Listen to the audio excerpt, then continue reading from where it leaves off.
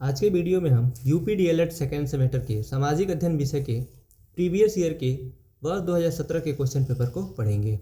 पिछले क्लासों में हम लोगों ने 2023 से 2016 तक के सभी विषय का प्रीवियस ईयर कंप्लीट कर लिया था। अगर आप लोगों ने नहीं देखा है तो डिस्क्रिप्शन में उन सबका लिंक अलग अलग दिया हुआ है, वहाँ से आप सभी सब्जेक्ट का प्रीवियस ईयर पढ़ सकते हैं।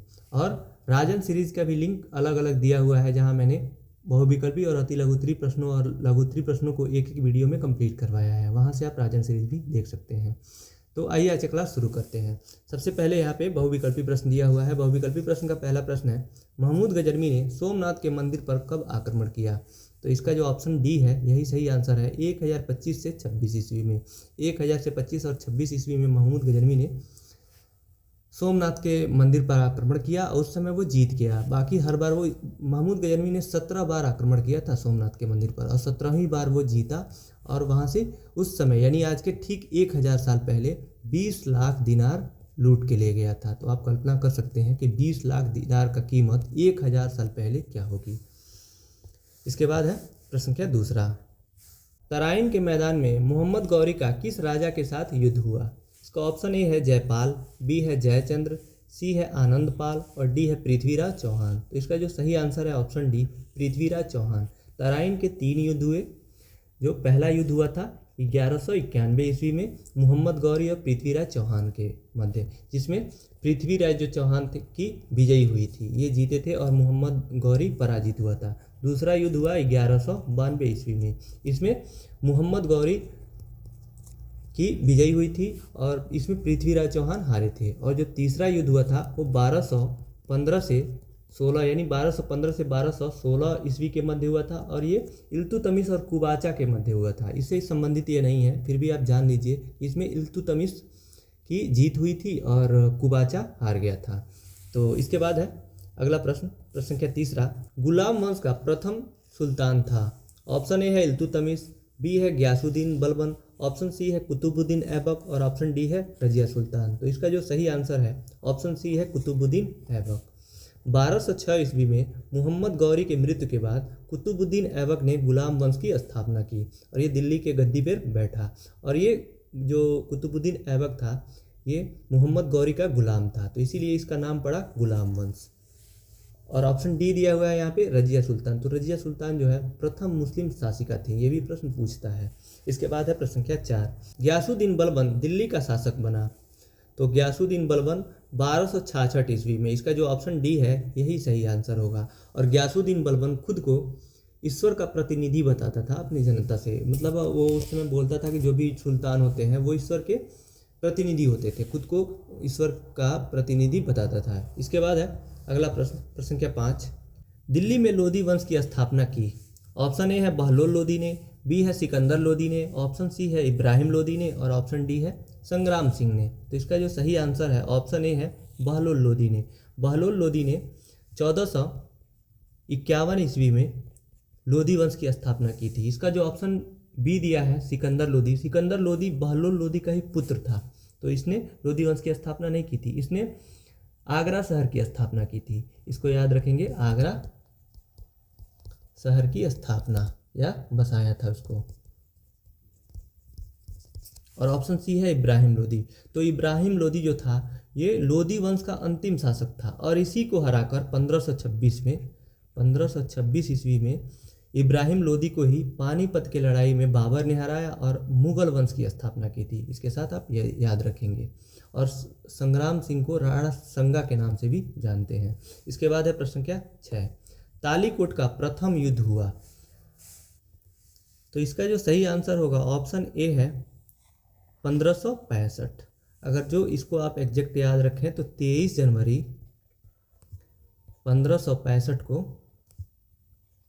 1565 ईस्वी को तालीकोट का युद्ध हुआ था। इसके बाद है प्रश्न संख्या 7, विजयनगर साम्राज्य की शासन व्यवस्था में राज्य को कितने प्रांतों में बांटा गया था? तो इसका जो ऑप्शन ए है 6 प्रांत में, बी है 15 प्रांत में, सी है 20 प्रांत में और ऑप्शन डी है 30 प्रांत में। तो इसका जो सही आंसर है ऑप्शन ए है 6 प्रांत में। और वही 6 प्रांत कौन कौन से थे? पहला था राजमहल, जो कि मुख्य राजधानी हुआ करता था विजयनगर साम्राज्य का राजमहल। इसके बाद है प्रश्न संख्या 8, पृथ्वी का आकार है?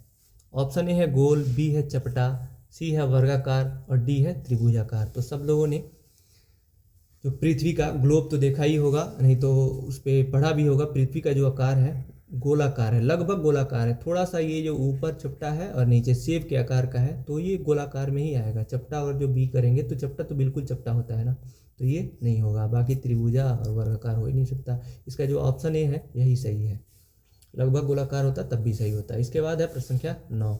भारत में ग्रीष्मकालीन वर्षा का मुख्य कारण है। ऑप्शन ए है चक्रवात, बी है मानसूनी हवाएं, सी है व्यापारिक हवाएं और डी है पछुआ हवाएं। तो इसका जो सही आंसर है ऑप्शन बी है मानसूनी हवाएं। मानसूनी पवनें या हवाएं भारत में ग्रीष्मकालीन यानी गर्मी के मौसम में वर्षा कराती हैं। और ये देखिए, मानसून कहते किसे कहते हैं? वे हवाएं या पवनें जो मौसम के अनुसार अपना दिशा बदल लेती हैं, मानसूनी पवनें या हवाएं कहलाती हैं। और मानसून के कारण ही भारत में वर्षा होता है। दो तरह का मानसून होता है, एक गर्मी का मानसून होता है, एक सर्दी का मानसून होता है। सर्दी का मानसून लौटता हुआ मानसून भी कहलाता है। जो गर्मी का मानसून होता है वो जून से सितंबर के मध्य चलता है और इसकी दिशा होती है दक्षिण पश्चिम से उत्तर पूर्व के मध्य। जैसे देखिए, मैं यहाँ पे बनाने की कोशिश कर रहा हूँ भारत का नक्शा, लगभग ऐसे ही होता है।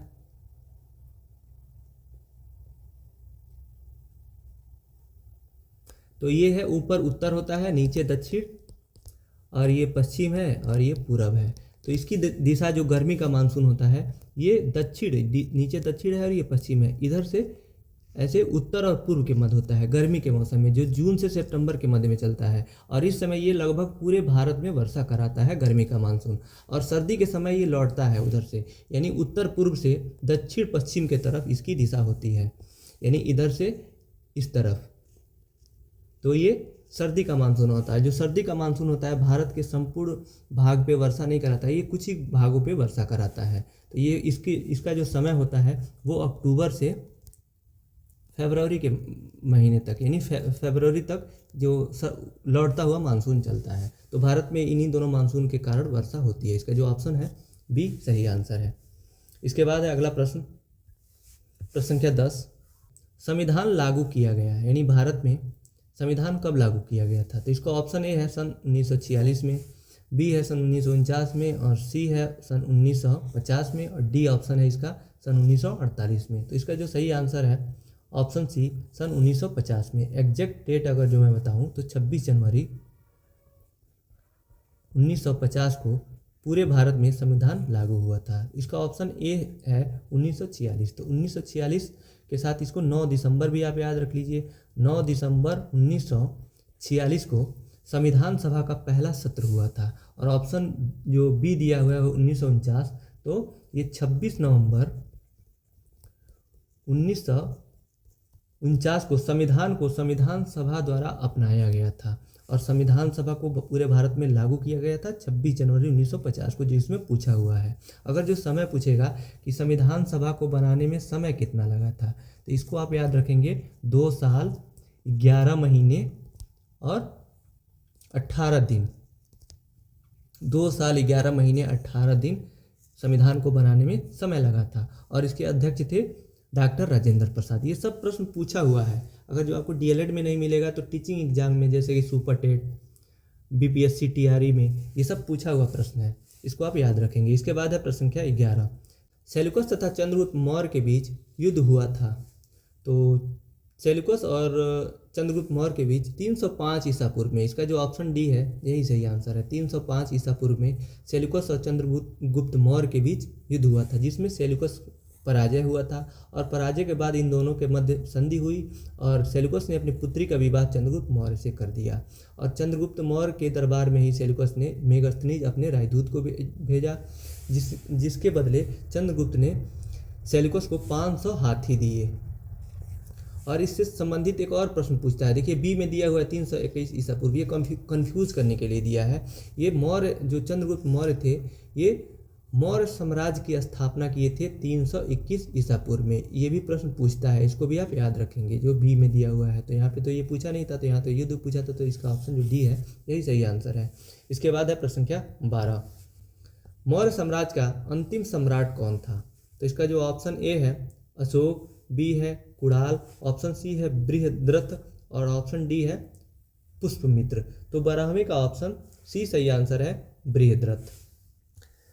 इसका बाकी जो ऑप्शन दिया हुआ है, देखिए ऑप्शन ए दिया हुआ है अशोक। अशोक तो ये बहुत महान शासक था, लेकिन ये मौर्य साम्राज्य का अंतिम शासक नहीं था, तो ये आंसर नहीं होगा। बाकी जो बी दिया है कुणाल, कुणाल जो है ये अशोक का पुत्र था, तो ये भी आंसर नहीं होगा। और डी दिया है पुष्पमित्र। जो पुष्पमित्र था यही बाद में आगे चल के ये बृहदत्त की हत्या कर दिया। और ये जो पुष्पमित्र था ये बृहदत्त का सेनापति था। सेनापति ने इनकी हत्या करके और एक नए वंश की स्थापना किया जिसको शुंग वंश के नाम से जानते हैं। इसके बाद है प्रश्न संख्या 13, गुप्त संवत का प्रारंभ वर्ष है। ऑप्शन ए है 319 ईस्वी, बी है 375, सी है 380 और डी है 335। तो इसका जो सही आंसर है ऑप्शन ए है 319 ईस्वी, यानी 319 से 320 ईस्वी के मध्य गुप्त वंश जो संवत का प्रारंभ हुआ था। और गुप्त वंश की स्थापना पूछता है कि गुप्त वंश का स्थापना किसने किया था, तो चंद्रगुप्त प्रथम ने गुप्त वंश की स्थापना किया था, ये आप याद रखेंगे। और गुप्त वंश को ही स्वर्ण युग के नाम से जाना जाता है। ये लघु में आप ही में सामाजिक अध्ययन में पूछा हुआ है, पिछले क्लास में हम लोगों ने पढ़ा था, ये प्रश्न आया हुआ था कि गुप्त काल को भारतीय इतिहास में स्वर्ण युग के नाम से क्यों जानते हैं। तो इसलिए जानते हैं क्योंकि उस समय सब चीज़ व्यवस्थित था, स्त्रियों का सम्मान होता था और चोरी डकैती कम था और सभी लोग ईमानदारी से अपना जीवन व्यतीत करते थे। तो इसलिए गुप्त जो काल को स्वर्ण काल कहा जाता था। तो इसके बाद है प्रश्न संख्या 14, दशावतार मंदिर है। ऑप्शन ए है भूमरा में, बी है देवगढ़ में, सी है खजुराहो में और डी है भीतरगांव में। तो इसका जो ऑप्शन बी है यही सही आंसर है, देवगढ़ में। और देवगढ़ कहाँ है, देवगढ़ उत्तर प्रदेश के ललितपुर जिले में स्थित है। इसका जो ऑप्शन ए है भूमरा में, तो भूमरा ये भी भगवान विष्णु का मंदिर है। ये देवगढ़ जो था ना बी, जो ये दशावतार विष्णु का मंदिर है, ये ऑप्शन ए है, ये भी विष्णु का ही मंदिर है। ये एमपी में स्थित है यानी मध्य प्रदेश में, लेकिन ये दशावतार मंदिर नहीं है। सी ऑप्शन दिया है खजुराहो में, तो खजुराहो मध्य प्रदेश में स्थित है और इसको विश्व धरोहर स्थल के रूप में यूनेस्को द्वारा मान्यता प्राप्त है। तो ये खजुराहो आप याद रखेंगे, ये भी मध्य प्रदेश में है और भूमरा भी मध्य प्रदेश में है। बाकी जो ऑप्शन डी है भीतरगांव ये यूपी में है। और जो इसका जो आंसर होगा, दशावतार मंदिर पूछा था तो देवगढ़ में, इसका ऑप्शन बी याद रखेंगे। इसके बाद है प्रश्न संख्या 15, पाल वंश की स्थापना किसने की। ऑप्शन ए है धर्मपाल ने, बी है लक्ष्मण सेन ने, सी है गोपाल ने और ऑप्शन डी है देवपाल ने। तो इसका जो सही आंसर है ऑप्शन सी है गोपाल ने। गोपाल ने पाल वंश की स्थापना की और पाल वंश का अंतिम शासक इसी में दिया हुआ है, बी देखिए लक्ष्मण सेन। लक्ष्मण सेन जो थे ये पाल वंश का अंतिम शासक था और इसका जो आंसर होगा इस प्रश्न का सी होगा। इसके बाद है अति लघुत्तरीय प्रश्न। अति लघुत्तरीय प्रश्न 15 होते हैं। इसमें पहला प्रश्न है चंदेलों के 2 प्रसिद्ध नगरों के नाम बताइए। तो चंदेलों के 2 प्रसिद्ध नगरों के नाम खजुराहो हो जाएगा जो कि मध्य प्रदेश में स्थित है, और महोबा, ये 2 हो जाएंगे। इसके बाद है प्रश्न संख्या 17, राजपूत काल के 4 प्रमुख कवियों के नाम बताइए। तो इसका आंसर हो जाएगा राजपूत काल के 4 प्रमुख कवि हो जाएंगे जयदेव, कल्हड़, भर्तृहरि और चौथा भारवी। इसके बाद है प्रश्न संख्या 18, भोज प्रबंध किसकी रचना है। तो इसका आंसर दिया है भोज प्रबंध की रचना 12वीं शताब्दी के संस्कृत कवि बल्लाल द्वारा की गई है। इसमें राजा भोज के जीवन, उपलब्धियों और उनके दरबार के किस्सों का वर्णन मिलता है। इसके बाद है प्रश्न संख्या 19, प्रयाग प्रशस्ति के रचयिता कौन थे। तो इसका आंसर दिया है प्रयाग प्रशस्ति के रचयिता हरिसेन थे। वे गुप्त सम्राट समुद्रगुप्त के दरबारी कवि और मंत्री थे। इस प्रशस्ति में समुद्रगुप्त की विजयों और गुणों का वर्णन मिलता है, यानी प्रयाग प्रशस्ति में समुद्रगुप्त के विजयी और उनके गुण का वर्णन मिलता है। और इसकी जो रचयिता थे, इसके रचयिता हरिसेन थे। यही इस प्रश्न में पूछा हुआ था मुख्य रूप से, इसके रचयिता कौन थे, तो हरिसेन थे। इसके बाद है प्रश्न संख्या 20, मौर्य वंश का संस्थापक कौन था। तो इसका आंसर दिया है चंद्रगुप्त मौर्य, यानी चंद्रगुप्त मौर्य वंश के संस्थापक थे। चाणक्य चंद्रगुप्त मौर्य के गुरु थे, यानी जो चाणक्य थे, इसमें एडिशनल आप जोड़ सकते हैं क्योंकि 30 वर्ड में लिखना रहता है ना, अति लघुत्तरीय प्रश्न को 30 वर्ड में लिखना रहता है, तो उसमें आप एडिशनल कुछ जोड़ेंगे तभी तो बढ़ेगा। बाकी जो अगर जो आपको टाइम नहीं है तो जो पूछा है वही आप लिख सकते हैं यहाँ पे। और ऊपर हमने बहुविकल्पी प्रश्न में बताया भी था कि जो मौर्य वंश का संस्थापक था जो चंद्रगुप्त मौर्य थे। इसके बाद है प्रश्न संख्या 21। कुतुबुद्दीन ऐबक ने अपने शासनकाल में किन 2 मस्जिदों का निर्माण कराया? तो इसका आंसर दिया है कुतुबुद्दीन ऐबक ने अपने शासनकाल में निम्नलिखित 2 मस्जिदों का निर्माण करवाया था। पहला है कुवल उल इस्लाम मस्जिद और दूसरा है कुतुब मीनार। जो कुतुब मीनार था कुतुबुद्दीन ऐबक ने इसका नींव रखवाया था केवल, और इसमें पहली मंजिल इसका बनवाया था। नींव रखवाया और इसकी पहली मंजिल बनवाया। इसमें 3 मंजिल और ऐड किया इल्तुतमिश ने, इसका उत्तराधिकारी। 3 मंजिलें इसने ऐड किया इसमें, और इसके बाद इसको कंप्लीट करवाया था फिरोज शाह तुगलक ने। तो 3 लोग मिलकर इसको बनवाए थे। कुतुबुद्दीन ऐबक, इल्तुतमिश ने उसमें 3 मंजिलें जोड़ा और लास्ट में फिरोज शाह तुगलक ने उसको कंप्लीट करवाया। तो इतना आप याद रखेंगे। इसके बाद है प्रश्न संख्या 22। सल्तनत काल में राज्य का सर्वोच्च अधिकारी या पदाधिकारी कौन होता था? तो उस समय उसको क्या जिस नाम से जाना जाता था वही बताना है। तो इसका आंसर दिया है सल्तनत काल का सर्वोच्च पदाधिकारी या अधिकारी सुल्तान होता था, उसका नाम होता था सुल्तान। इसके बाद है प्रश्न संख्या 23।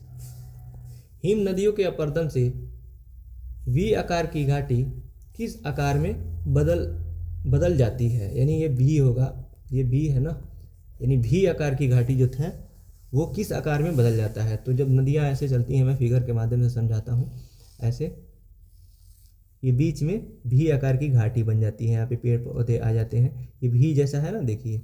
और अपर्दन के कारण ये जो इसका जो शुरू वाला सिरा है ये धीरे धीरे अपर्दित हो जाता है, बह के चला जाता है इधर और इधर, तो ये यू आकार में ऐसे चेंज हो जाता है। तो यही पूछा हुआ है कि किस आकार में बदल जाता है, तो यू आकार में। इसके बाद है प्रश्न संख्या 24। वाष्पीकरण से आप क्या समझते हैं? तो इसका आंसर है जब कोई तरल पदार्थ गैस में बदल जाए उसे वाष्पीकरण कहते हैं।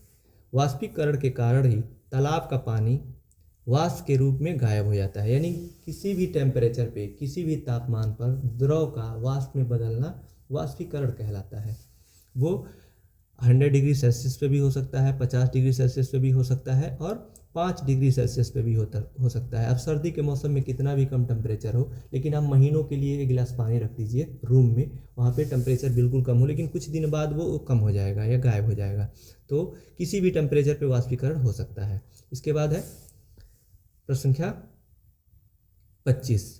सूर्याभिताप किसे कहते हैं? तो इसका आंसर दिया है लघु तरंगों के रूप में पृथ्वी की ओर आने वाले सौर विकिरण को सूर्याभिताप कहते हैं। यानी सूर्य की तरफ से पृथ्वी की तरफ, सूर्य से, ये हो गया सन और ये अर्थ है, सूर्य की तरफ से, सूर्य से आने वाली विकिरण को सूर्याभिताप कहते हैं। सिंपल वर्ड में समझिए। इसके बाद है प्रश्न संख्या 26। मूल अधिकार किसे कहते हैं? तो इसका आंसर दिया है मूल अधिकार नागरिकों की स्वतंत्रता, समानता, न्याय और धार्मिक स्वतंत्रता पर बल देते हैं। ये अधिकार व्यक्ति के विकास और सम्मानपूर्ण जीवन के लिए आवश्यक माने जाते हैं तथा यह राज्य द्वारा सुरक्षित होते हैं। तो ये हो जाएंगे मूल अधिकार। इसमें पूछा था किस पे बल देते हैं, तो स्वतंत्रता, समानता, न्याय और धार्मिक स्वतंत्रता पर। इसके बाद है प्रश्न संख्या 27। अर्थव्यवस्थाओं का वर्गीकरण प्रमुख रूप से किन 2 आधारों में से करते हैं? तो इसका आंसर दिया है व्यवस्थाओं का वर्गीकरण प्रमुख रूप से 3 आधारों पर किया जाता है। समाजवादी अर्थव्यवस्था, दूसरा है पूंजीवादी अर्थव्यवस्था और तीसरा है मिश्रित अर्थव्यवस्था। इसके बाद है प्रश्न संख्या 28। उत्पादन क्या है? इसका आंसर दिया है उत्पादन वह प्रक्रिया है जिसमें विभिन्न संसाधनों जैसे भूमि, श्रम, पूंजी का उपयोग करके वस्तुएं या सेवाएं बनाई जाती हैं जो मानव की आवश्यकताओं और इच्छाओं की पूर्ति में सहायक होती हैं। इसके बाद है प्रश्न संख्या 29। उपभोक्ता संरक्षण अधिनियम कब लागू हुआ? इसका आंसर दिया है उपभोक्ता संरक्षण अधिनियम 1986 में पारित हुआ और उसी वर्ष लागू हुआ। यानी पारित भी हुआ 1986 में और लागू भी हुआ 1986 में। इसका उद्देश्य उपभोक्ताओं के अधिकारों की रक्षा और विवादों के निपटारे के लिए त्वरित न्याय प्रदान करना है। यानी उपभोक्ता संरक्षण अधिनियम का अर्थ है कि अगर जो आप उपभोक्ता हैं, कोई भी सामान आप मार्केट से लेते हैं, आपके साथ धोखाधड़ी होती है, ठगी होती है, तो उसका शिकायत आप उपभोक्ता संरक्षण अधिनियम के तहत उपभोक्ता फोरम में कर सकते हैं और आप उसका निवारण तुरंत होता है। इसके बाद है प्रश्न संख्या 30। भारत किस गोलार्ध में स्थित है? तो इसका आंसर है भारत उत्तर और पूर्वी गोलार्ध में स्थित है। यह भूमध्य रेखा के उत्तर और ग्रीनविच रेखा के पूर्व में स्थित है, जिससे इसका स्थान उत्तर पूर्वी गोलार्ध में आता है। यानी अगर जो ये पृथ्वी है और जो हम ऐसे मैप बनाए, ये ग्लोब होता है, जो इसके ऊपर होता है उत्तर, नीचे दक्षिण होता है, राइट में पूरब होता है, लेफ्ट में पश्चिम होता है। तो जो पश्चिम से पूरब या पूरब से पश्चिम की तरफ जो रेखाएं खींची जाती हैं, तो इसको कहते हैं अक्षांश रेखा। जो सेंटर में खींचा जाता है इसको होता है विषुवत रेखा होता है। तो ये अक्षांश रेखा है। इसमें जो भारत की स्थिति है यहाँ पे है, तो यहाँ है। तो ऐसे देखें ना, तो ये ऊपर उत्तर है, तो उत्तरी गोलार्ध में आ गया। अगर जो इसको देशांतरी रेखा में ऐसे बांटे, ऐसे बीच से, तो ये देखिए, और ये हो गया पूरब वाला भाग और ये हो गया पश्चिम वाला भाग, तो ये पूरब में आ रहा है। तो पूरब में भी उत्तर में आ रहा है, तो ये उत्तर पूरब हो जाएगा। तो यही यहाँ पे लिखा हुआ है उत्तरी पूर्वी गोलार्ध में। इसके बाद है लघुत्तरी प्रश्न। लघुत्तरी प्रश्न 2-2 नंबर के होते हैं। इसका आंसर आपको 70 शब्दों में देना रहता है, उससे अधिक में। तो इसका आंसर क्वेश्चन दिया है, क्वेश्चन 1 है लघुत्तरी का। चंद्रगुप्त मौर्य की मृत्यु और बिंदुसार का राज्यारोहण किस सन में हुआ था? तो इसका आंसर दिया है, चंद्रगुप्त मौर्य की मृत्यु लगभग 297 ईस्वी पूर्व में हुई थी। ऐसा माना जाता है कि उन्होंने जैन धर्म स्वीकार कर लिया था और अंत में कर्नाटक के श्रवणबेलगोला में संन्यास धारण कर आत्महत्या किया। इसके बाद है, उनके बाद उनके पुत्र बिंदुसार ने मौर्य साम्राज्य की सिंहासन संभाला। बिंदुसार का राज्यारोहण 297 ईस्वी पूर्व में हुआ था। यानी जब उनकी मृत्यु हुई 297 ईसा पूर्व में, तो उसी समय उनके बेटे का राज्यारोहण हुआ। इसका अर्थ है कि वो गद्दी पे बैठा, वो सिंहासन पे बैठा। इसके आगे दिया है, उन्होंने अपने पिता के विशाल साम्राज्य को संभालते हुए इसे स्थिरता प्रदान की और शासन को सुदृढ़ बनाए रखा, जिससे मौर्य साम्राज्य की नींव और मजबूत हुई। इसके बाद है अगला प्रश्न, प्रश्न संख्या 32। चंद्रगुप्त विक्रमादित्य ने 9 रत्नों में से किन्हीं 4 का नाम लिखिए। इसका आंसर दिया है, चंद्रगुप्त विक्रमादित्य के 9 रत्नों में शामिल विद्वानों के नाम इस प्रकार हैं। यहाँ तो केवल 4 का नाम पूछा है, किन्हीं 4 का नाम लिखिए, लेकिन हम लोग यहाँ पे मैंने 9 को ऐड कर दिया है। इसमें से कोई आप 4 लिख सकते हैं। पहला है कालिदास। महान कवि और नाटककार थे कालिदास, जिनकी कृतियाँ अभिज्ञान शाकुंतलम और मेघदूत प्रसिद्ध हैं। ये बहुत फेमस है। ये पूछा जाता है कालिदास की 2 कृतियों के नाम बताइए, तो कोई भी आप इसमें अभी इसको, ये अभिज्ञान शाकुंतलम और मेघदूत बहुत फेमस इनकी कृतियाँ हैं, इसको आप याद रखेंगे। दूसरा है वराहमिहिर, खगोल शास्त्री और गणितज्ञ थे, जिनकी प्रमुख कृति बृहत संहिता है। तीसरा है अमर सिंह, संस्कृत के महान कोशकार, जिनकी अमर कोश एक प्रसिद्ध शब्दकोश है। और चौथा है धन्वंतरी, आयुर्वेदाचार्य, जो आयुर्वेद के क्षेत्र में प्रसिद्ध थे। जो भी इनके जो 9 रत्न थे, वो अलग अलग क्षेत्र में सब महारत हासिल था उनको, 9 महारत्नों को। छठवां है घटखरपर, हास्य कवि, जो अपनी हास्य रचनाओं के लिए प्रसिद्ध थे। इसके बाद जो 7वें रत्न का नाम है वे है वेताल भट्ट, नीति शास्त्रज्ञ, जो राजनीति और समाज के बारे में शिक्षाएं देते थे। 8वां है वररुचि, संस्कृत के विद्वान, जिन्होंने व्याकरण और भाषा शास्त्र पर महत्वपूर्ण काम किया। और 9वां है कहनीय, कूटनीति, जिन्होंने राजनीति और राजकाज के सिद्धांत पर काम किया। इन रत्नों ने विक्रमादित्य के दरबार को विद्या और संस्कृत के क्षेत्र में समृद्ध किया। तो ये 9 रत्नों का नाम है, इनमें से कोई भी आप 4 लिख सकते हैं। अगर जो आप 9 को पढ़ेंगे तो आप इसमें से कोई भी 4 याद आएगा तो आप लिख लेंगे। अगर जो 4 पढ़ेंगे तो उसमें से कोई भूल भी सकता है। इसके बाद है प्रश्न संख्या 33। विशाख दत्त के द्वारा लिखित 2 नाटकों का नाम लिखिए। तो इसका आंसर दिया है, विशाख दत्त संस्कृत साहित्य सुप्रसिद्ध नाटककार थे। विशाख दत्त गुप्त काल की एक विभूति थे। इसमें आगे दिया है, जो पूछा हुआ था ना इसमें 2 नाटकों का नाम, तो विशाख दत्त द्वारा रचित विभिन्न नाटक। पहला है अभिसारिक कावंचितकम, दूसरा है देवी चंद्रगुप्तम, तीसरा है मुद्रा राक्षस और चौथा है राघवानंद नाटक। इसके बाद है प्रश्न संख्या 34। राजपूतकालीन पूर्वी भारत के 4 प्रमुख मंदिरों के नाम लिखिए। इसका आंसर है, राजपूतकालीन पूर्वी भारत के प्रमुख मंदिर निम्नलिखित है। इसमें पहला है काली मंदिर कालिका। यह मंदिर देवी काली को समर्पित है और इसकी वास्तुकला अत्यंत भव्य है। दूसरा है देवघर का बैद्यनाथ मंदिर। यह शिवालय भगवान शिव को समर्पित है और श्रद्धालुओं के लिए एक महत्वपूर्ण तीर्थ स्थान है।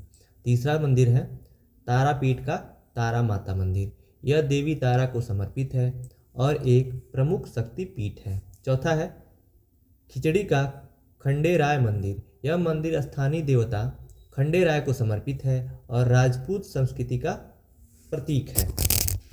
इसके बाद है अगला प्रश्न, प्रश्न संख्या 35। भूकंप किसे कहते हैं? भूकंप की तीव्रता नापने के लिए किसका प्रयोग होता है? इसका आंसर है भूकंप की परिभाषा। भूकंप कहते किसे हैं? भूकंप एक प्राकृतिक आपदा है जो पृथ्वी के अंदर के टेक्टोनिक प्लेटों के गतिशीलता के कारण उत्पन्न होती है। जब ये प्लेटें आपस में टकराती या खिसकती हैं तो ऊर्जा उत्पन्न होती है जिससे भूकंपी तरंगें उत्पन्न होती हैं। ये तरंगें धरती पर कंपन का अनुभव कराती हैं, तो उसी को भूकंप कहते हैं। और भूकंप की तीव्रता मापने का जो उपकरण है, इसमें आप हेडिंग लिख के लिख सकते हैं, भूकंप की तीव्रता नापने के लिए सेस्मोग्राफ, या कई जगह सिस्मोग्राफ भी लिखा मिलता है, सिस्मोग्राफ या सेस्मोग्राफ का उपयोग किया जाता है। यह उपकरण भूकंप की तीव्रता और उसकी गति को मापता है, जिससे वैज्ञानिक भूकंप की गंभीरता का आकलन कर सकते हैं। यानी जो भूकंप वो कितनी तेज आया है, उसकी जो तीव्रता क्या है और कितना नुकसान कर सकता है, तो इसी से पता किया जाता है। और भूकंप जो है, मान लीजिए कि ये पृथ्वी है, इसका जो भूमंडल भाग होता है नीचे वाला, और ये कई प्लेटों में बटा होता है नीचे वाला पार्ट, और जब ये प्लेटें आपस में टकराती हैं तो जहाँ भी टक्कर होता है वहाँ से एनर्जी रिलीज होता है और ये वेव के फॉर्म में ऊपर सतह तक आता है पृथ्वी के। तो ये पूरा धरती को, जो पूरा पृथ्वी होता है, ये हिला देता है। जहाँ भी जितना इसका तीव्रता होता है भूकंप का, और जो ज़्यादा टक्कर मारा है बहुत तेज, तो बहुत तेज भूकंप आता है, और थोड़ा सा उसमें टकराव हुआ है तो उसका जो तीव्रता होता है कम होता है, लेकिन ऊपर तक पता लगता है, तो इसी को भूकंप कहते हैं। इसके बाद है अगला प्रश्न संख्या 36। अपशिष्ट किसे कहते हैं? तो इसका आंसर है अपशिष्ट की परिभाषा। अपशिष्ट उन पदार्थों को कहा जाता है जो उपयोग के बाद अनुपयोगी हो जाते हैं या जिन्हें नष्ट करने की आवश्यकता होती है। यह विभिन्न प्रकार के हो सकते हैं, जैसे घरेलू, औद्योगिक, चिकित्सा या कृषि अपशिष्ट। अपशिष्ट का उचित प्रबंधन आवश्यक है क्योंकि यह पर्यावरण, स्वास्थ्य और स्वच्छता पर प्रतिकूल प्रभाव डाल सकता है। यानी जो भी वेस्ट मटेरियल होता है, जिसका यूज नहीं होता है, उसको अपशिष्ट कहते हैं। या फिर जो यूज होने के बाद अपशिष्ट एक्स्ट्रा बच जाता है, जो बेकार की चीज़ें होती हैं, उसी को अपशिष्ट कहते हैं। अब यहाँ है अपशिष्ट के प्रकार। अपशिष्ट मुख्यतः ठोस, तरल और गैसीय रूप में होता है। ठोस अपशिष्ट में प्लास्टिक, कागज और खाद्य अपशिष्ट शामिल होते हैं, जबकि तरल अपशिष्ट में रासायनिक और औद्योगिक तरल पदार्थ आते हैं। जो भी फैक्ट्रियों से जो वेस्ट मटेरियल निकलता है तरल के रूप में, द्रव के रूप में, तो वो होता है, ये तरल अपशिष्ट के में आ जाता है। इसके बाद अगला इसमें आगे दिया है, उचित अपशिष्ट प्रबंधन से पुनर्चक्रण और पर्यावरण संरक्षण में सहायता मिलती है। यानी उसको फिर से पुनः यूज किया जा सकता है। जो भी वेस्ट मटेरियल होता है उसको, जो भी अगर जो रीयूज करने वाला हो तो उसको पुनः से शुद्ध करके फिर से यूज कर सकते हैं। इसके बाद है प्रश्न संख्या 37। संविधान के निर्माण में कितने समय लगा? यह संविधान सभा द्वारा कब पारित किया गया? तो ये जब बहुविकल्पी प्रश्न ऊपर हम लोगों ने पढ़ा है ना, तो वहाँ पे मैंने ये सब बताया है आपको। तो देखिए यहाँ पे लघु उत्तरीय प्रश्न पूछ दिया, मैं वहाँ बताया था कि ये सब प्रश्न पूछता है। तो ये यहाँ पे 2 प्रश्न पूछा है कि समय कितना लगा और संविधान सभा द्वारा अपनाया कब गया था उसको, यानी पारित कब किया गया था। तो इसका आंसर दिया है संविधान के निर्माण में समय। भारत के संविधान का निर्माण 2 वर्ष 11 महीने 18 दिन में पूरा हुआ। संविधान सभा का गठन 9 दिसंबर 1946 को हुआ और इसके सदस्य संविधान के प्रारूप पर काम करने लगे। संविधान सभा द्वारा पारित होना, यानी यहाँ पे 2 प्रश्न है ना, इसमें समय कितना लगा, तो यहाँ पे एक हेडिंग लिख के आप लिख सकते हैं। और फिर यहाँ पे पूछा है कि संविधान सभा द्वारा कब पारित किया गया, तो यहाँ पे पारित किया गया है, इसको आप एक बार हेडिंग लिखेंगे और इसमें लिखेंगे भारतीय संविधान को संविधान सभा द्वारा 26 नवंबर 1949 को पारित किया गया। इसके बाद यह 26 जनवरी 1950 को लागू हुआ, जिससे भारत एक संपूर्ण गणराज्य बन गया। तो यहाँ पे तो लघु उत्तरीय में पूछा है तो थोड़ा सा आपको लिखना ही पड़ेगा। अगर यहाँ पे देखें तो 4 प्रश्न है इसमें कि बहुविकल्पी में या अति लघुत्तरी में आपसे पूछ सकता है ये कि संविधान का निर्माण में कितना समय लगा था, 2 वर्ष 11 महीने 18 दिन। और संविधान सभा का गठन कब हुआ, तो 9 दिसंबर 1946 को। और संविधान सभा द्वारा इसको पारित किया गया था 26 नवंबर 1949 को। और लागू कब हुआ था पूरे देश में, पूरे भारतवर्ष में 26 जनवरी 1950 को। तो ये चारों पॉइंट मेन आप याद रखेंगे। इसके बाद है प्रश्न संख्या 38, मौलिक अधिकार किसकी निरंकुशता पर रोक लगाते हैं। तो इसका आंसर दिया है मौलिक अधिकारों की परिभाषा। मौलिक अधिकार वे अधिकार हैं जो प्रत्येक नागरिक को संविधान द्वारा दिए जाते हैं। ये अधिकार व्यक्ति की स्वतंत्रता, समानता और न्याय की गारंटी करते हैं। ये संविधान के अनुच्छेद 12 से 35 तक वर्णित है और राज्य के किसी भी प्रकार के अत्याचार या निरंकुशता के खिलाफ सुरक्षा प्रदान करते हैं। तो ये थोड़ा सा आप ऊपर से लिख सकते हैं कि मौलिक अधिकार कहते किसे हैं। और ये जो प्रश्न पूछा है इसमें निरंकुशता पर रोक लगाते हैं, किसकी निरंकुशता पे, तो नीचे लिखेंगे निरंकुशता पर रोक, मतलब ये कैसे लगाते हैं, किसकी निरंकुशता पे। तो इसमें लिखा है मौलिक अधिकार मुख्यतः राज्य की निरंकुशता पर रोक लगाते हैं।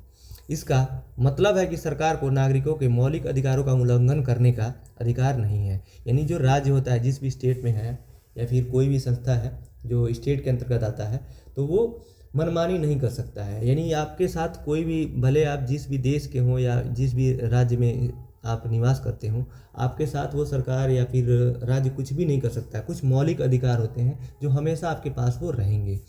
तो यही है, यानी राज्य के निरंकुशता पर रोक लगाता है। और यदि ऐसा होता है तो नागरिक अदालत में जा सकता है।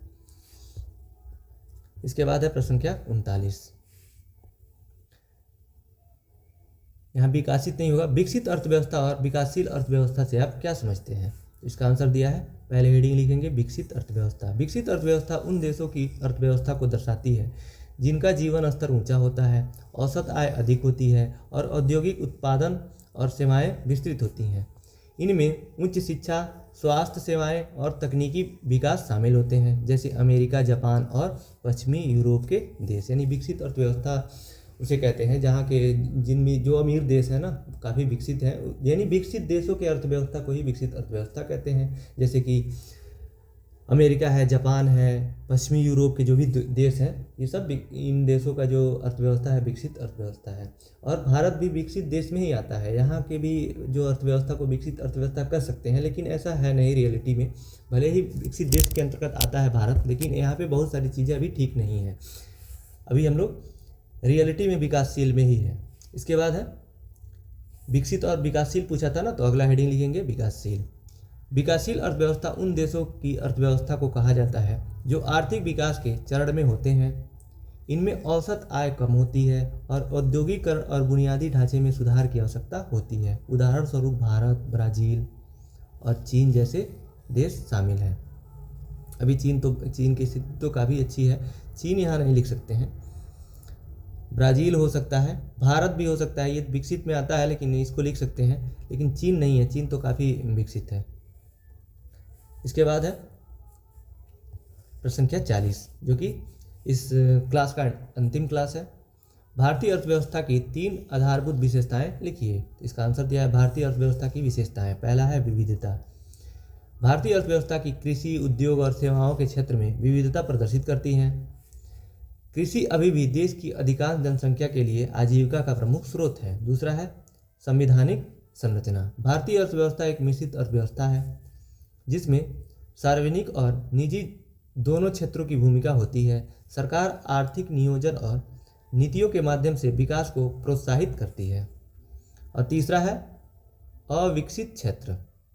भारत में कुछ क्षेत्र अभी भी अविकसित हैं जहां गरीबी, बेरोजगारी और अशिक्षा की समस्याएं बनी हुई हैं, जिससे आर्थिक विकास में बाधाएं आती हैं।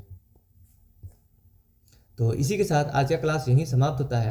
आज की क्लास का PDF आप टेलीग्राम चैनल से ले सकते हैं, जिसका लिंक नीचे डिस्क्रिप्शन में दिया हुआ है। अदरवाइज आप इतना सर्च भी कर सकते हैं। अगर जो ये वीडियो आपको अच्छा लगा तो इस वीडियो को लाइक कीजिए और अपने दोस्तों के साथ शेयर कीजिए। और चैनल को सब्सक्राइब भी कर लीजिएगा। अगर जो आप सेकेंड सेमेस्टर के सभी सब्जेक्ट का प्रीवियस ईयर देखना चाहते हैं तो नीचे सबका लिंक दिया हुआ है डिस्क्रिप्शन में। अदरवाइज आप चैनल पे जाके प्लेलिस्ट भी चेक कर सकते हैं, सबका प्लेलिस्ट मैंने अलग अलग बनाया है, वहाँ से भी आप प्रीवियस ईयर पढ़ सकते हैं। और राजन सीरीज भी कंप्लीट करवाया है एक एक वीडियो में, बहुविकल्पी, अति लघुत्री और लघुत्री, वहाँ से आप राजन सीरीज भी पढ़ सकते हैं। इस वीडियो को देखने के लिए आपका बहुत बहुत धन्यवाद दोस्तों।